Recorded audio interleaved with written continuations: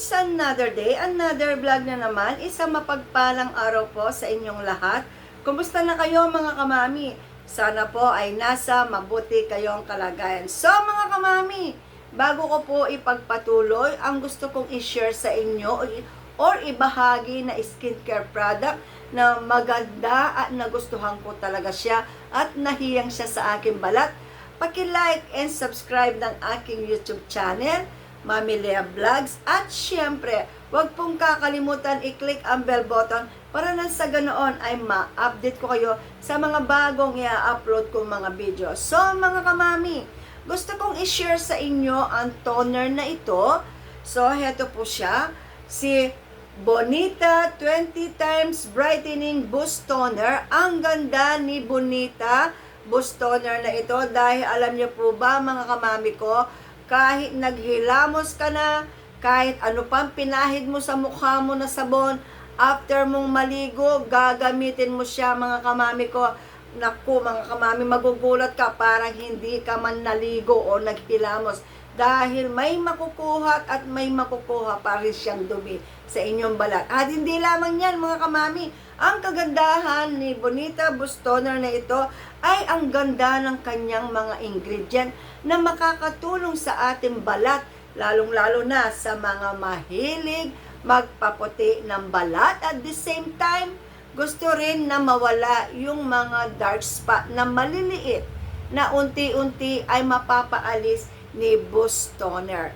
So, alam nyo ba ang kanyang magandang ingredient? Ako kasi mga kamami, kapag bumibili ako ng mga product, na skincare product, tinitingnan ko muna yung kanyang mga ingredient. At pinaka-importante sa lahat mga kamami, yung legit yung product.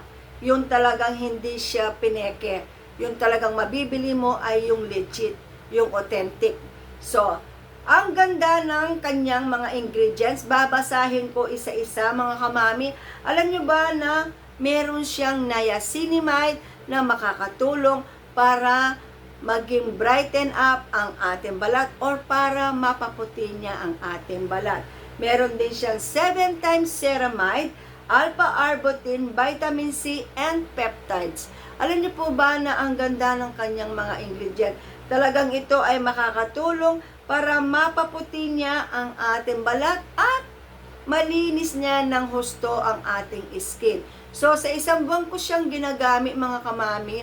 Araw-araw ko siyang ginagamit tuwing umaga at gabi. Alam niyo ba na talagang kapag ginamitan ko ng toner ang skin ko sa aking mukha, talagang may makukuha at makukuha siyang dumi sa aking balat. Kaya nagustuhan ko siya mga kamami. Kasi imaginein mo, naghilamos ka na, naligo ka na, pero still, may dumi pa rin ang ating balat sa mukha. Marahil yan dahil lagi tayong nasa labas ng bahay at syempre, mausok, maalikabok sa ating lugar.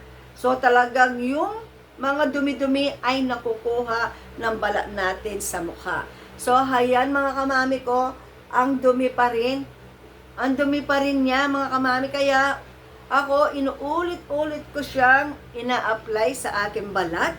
Kasi mga kamami, gusto ko na hintuan ko siyang pahiran ng toner kapag talagang wala na akong makikita parang itim-itim sa cotton na ginagamit ko. At hindi lamang yan mga kamami, hindi lamang niya malilinis ng gusto ang ating skin sa mga duming nalalanghap ng ating balat, kundi makakatulong din siya na mapaliit ang pores natin. Kung malalaki ang mga pores natin mga kamami, maganda si Bonita Boost Toner kung iyon ang problema natin. Kung problema naman ninyo mga kamami ay yung mga tiniris ninyong mga pimples at nagmark ito at naging brown, makakatulong din siya para pawala niya unti-unti ang mga tiniris ninyong mga pimples or mga acne.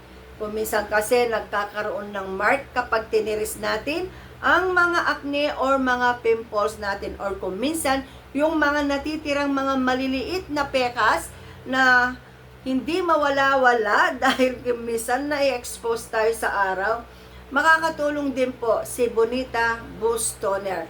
Alam niyo po ba mga kamami na hindi po ako palagamit ng toner talaga kasi madalas hindi nahihiyang sa akin ang mga nabibili ko. Pero meron na akong nabili na toner na talagang nahiyang din sa skin ko.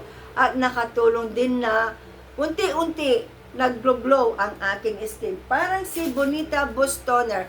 Unti-unti niyang papuputiin ang ating balat at lilinisin ang ating balat. Basta, ang gawin lang natin mga kamami ko ay consistent ang paggamit dapat sa mga hayan mga kamami. Wala na siyang gaanong dumi. So, hinintuan ko na. So, siyempre, walang instant puti at wala rin instant ganda ng kutis. Ang kailangan mga kamami kapag may ginagamit tayong mga skincare product, dapat ay consistent ang paggamit sa mga product na ginagamit natin para makita natin ang magandang resulta na gusto nating makita sa ating balat. Alam niyo po ba na after ko siyang malinisan sa pamamagitan ni Bonita Boost Toner ang aking balat, para siyang nakahinga. Mararamdaman mo naman yung parang nakahinga ang balat mo, parang na-relax siya. Kasi nga yung mga nagbabarang dumi, na dumikit pa sa pinaka-dulo-dulo ng ating balat, yung may nakukuha pa tayo, kaya nagilamos na tayo, syempre makakahinga ng maayos ang ating balat. So, at saka napakaganda ng pakiramdam ng ating skin na parang ang fresh ng dating ng ating balat. So, mga kamami, binili ko ito sa TikTok shop. So, ilalagay ko yung link sa description box or sa comment section sa mga gustong mag-try kay Boost Toner, Bonita Boost Toner, para alam nyo kung saan kayo pwedeng bumili na legit store para na sa ganoon ang mabili nyo ay yung authentic na Bonita Boost Toner. Alam nyo po ba na kapag talagang dire-diretso o consistent ang paggamit natin sa mga product na ginagamit natin, talagang makikitaan natin siya ng magandang resulta mga kamami ko.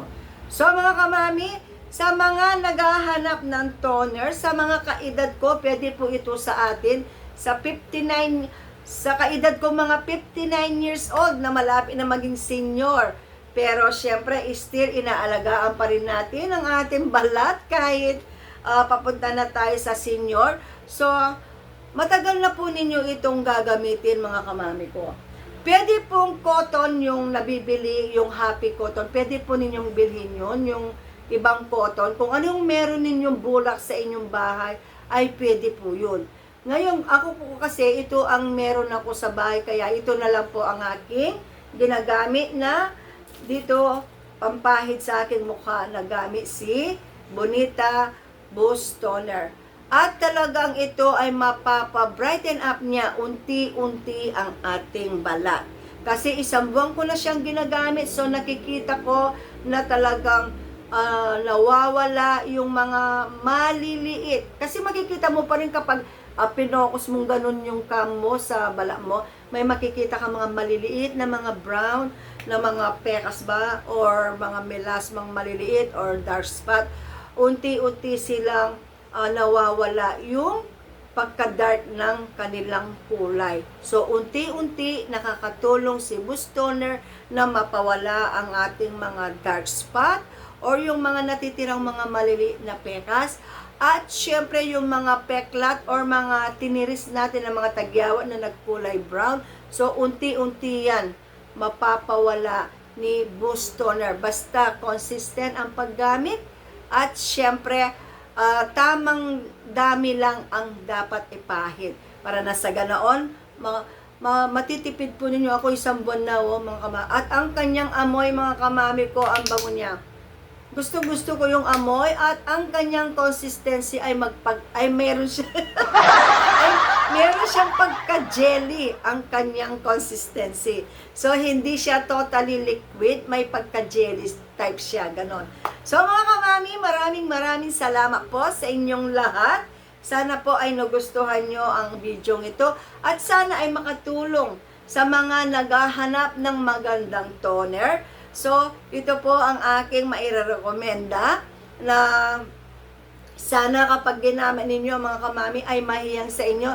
Ito ay hindi hahapdi ang inyong balat at hindi rin ito magbabakbak. So wala kang dapat ikatakot na gamitin si Bonita Boost Toner dahil hindi siya mahapdi sa balat. So mga kamami ko, maraming salamat po sa inyong lahat. God bless you all po. Paki-like and subscribe ng aking YouTube channel, Mami Lea Vlogs. At syempre, wag din pong kalilimutan i-click ang bell button nang sa ganoon ay ma-update ko kayo sa mga bagong i-upload ko mga video. So mga kamami, God bless you all po. See you next vlog. Bye! Thanks for watching!